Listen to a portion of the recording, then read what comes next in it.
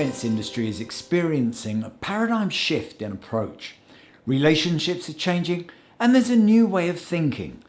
So as we head towards the Dubai Airshow, where we're going to be seeing air chiefs and defence ministers from all around the region converging on the UAE, we want to shine the spotlight on that change.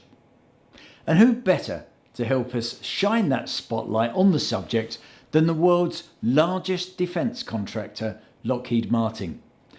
We're joined by Lockheed Martin's CEO in Dubai, Bob Harward. Bob, welcome. So the Dubai Airshow, just around the corner, what's your focus going to be? Like all air shows, our priorities are always partnerships, partnerships, and partnerships. And in this case, with UAE, other countries in the region, and all the players who will be there participating from and in the defense industry.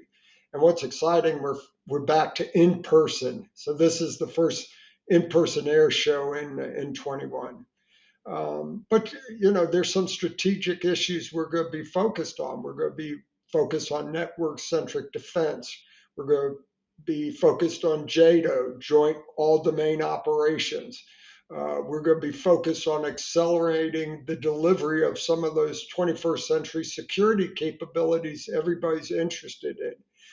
And again, as the threats evolve, particularly here in the region, much less across all the domains, be it sea, air, space, and land, we want to make sure we're tied in and bringing all those networks and assets together so they can talk, connect, and pass information to assess and be prepared to deter any threat that comes from and in those domains. Yeah, and that's the change I'm talking about. If we'd have been speaking 2 years ago or 4 years ago, at the start of a show, we'd have been talking about your platforms, aeroplanes, but not anymore. It's areas like network-centric defence, as you say.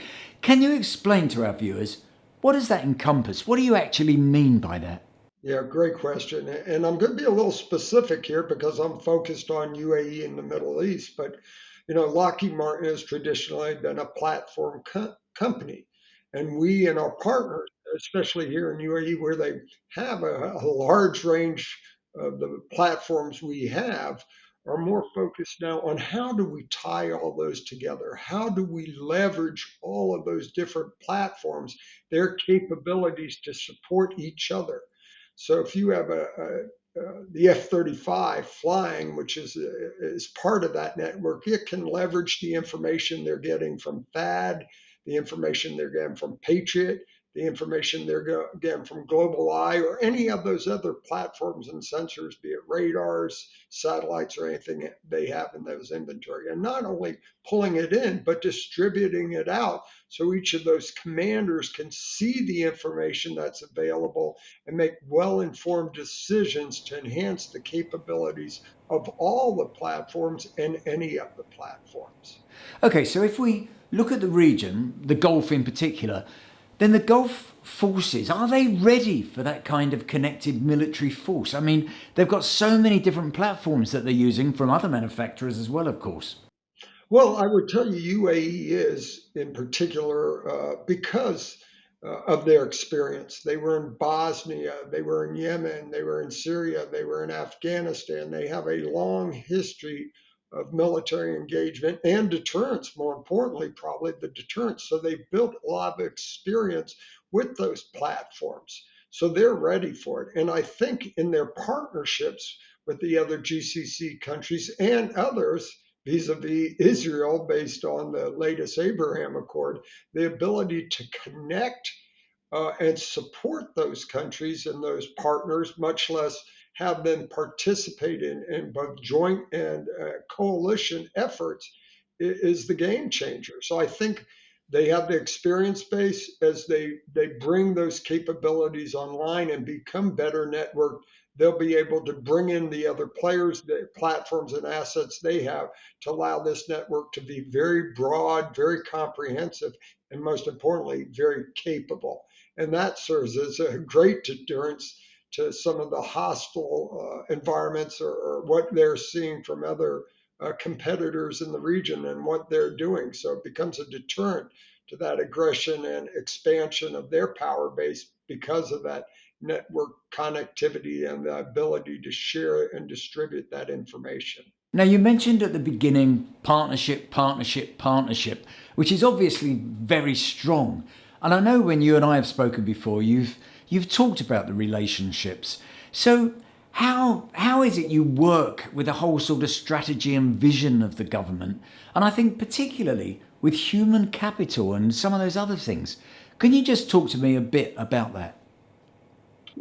Yeah, sure. Thank you. And you know, it takes folks on the ground, people who are here every day working at the tactical, the operational, the strategic level to build that trust and confidence, not only in the platforms and the capabilities, but in the people themselves, especially in this part of the world. We've had a commitment for 40 years. Me and my team here alone have been here 8 years. And we're in that daily connectivity through is what builds that trust and confidence. And when some of these programs take years to develop, that continuity of effort is a game changing. It allows you to work through some of those really challenging problems and know that person you're working with will be there down the road. And so that's a tough for a lot of companies to make that type of investment, not understanding when they'll be able to deliver on that investment. And so that's a tough battle for any company and for countries to do. But I've seen a real tide uh, in strategy to deliver that. I think things like the Abraham Accord are only a testament more than ever.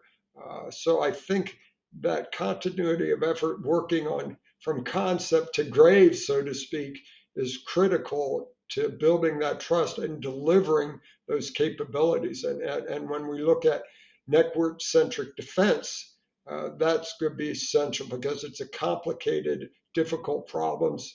The US, UK, others have been working on that for years, but they're very large organizations, large defenses.